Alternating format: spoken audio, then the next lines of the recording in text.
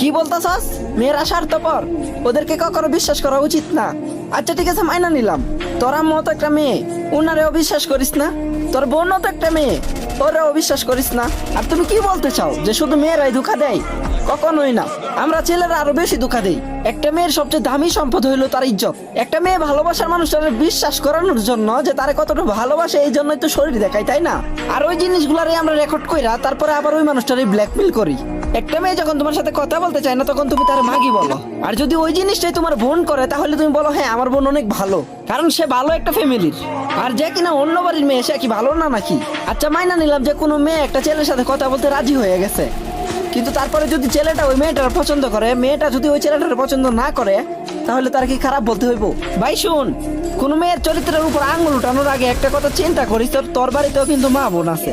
হ্যাঁ আমি মানি যে কিছু মেয়ে খারাপ, যারা তার সৌন্দর্যের অপব্যবহার করে।